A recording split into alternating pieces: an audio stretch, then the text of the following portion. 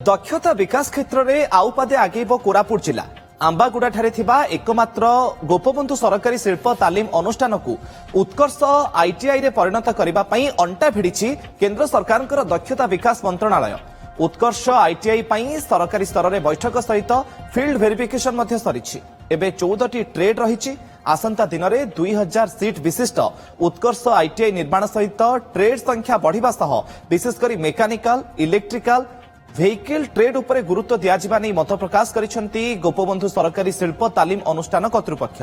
अन्यपटे उत्कर्ष ITI निर्माण योजना पूर्व आईटीआई परिसर में थिबा अव्यवहृत एवं असुरक्षित कोठा को संपूर्ण नष्ट करी नूतन कोठा निर्माण नै शिल्प तालीम अनुष्ठान पक्षरु रास्ता और गृह निर्माण विभाग को चिठी करी जणाइछंती।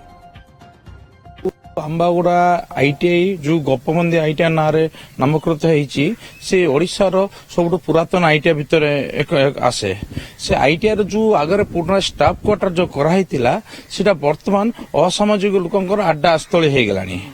मु प्रशासन को आउ आईटीआई कर्तृपक्ष को मु अनुरोध करी जे माने ताकू भंगारुजा करके नुआरे जेमती का कौन गोटे प्लानिंग करी कौन करबे जेमती एरिया लोक उपकृत हेबे आईटीआई छात्र छात्री मदो कौन होने उपकृत लाभवान हो पारिबे। डिपार्टमेंट थारे मीटिंग रे भी हम कहआ जाईछि जोटा कि आंबागुड़ा आईटीआई को हमर उत्कर्ष आईटी रूपे करिवे 2000 सीटेड हबो।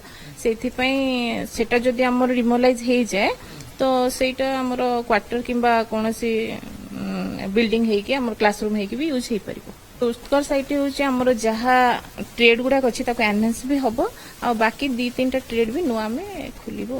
मीटिंग रे हमर करा जायछि त आगु हबो जेहेतु बिल्डिंग गुडा खराब अवस्था रे अछि ताको हम डिमोलाइज करिबो लेटर करिछु।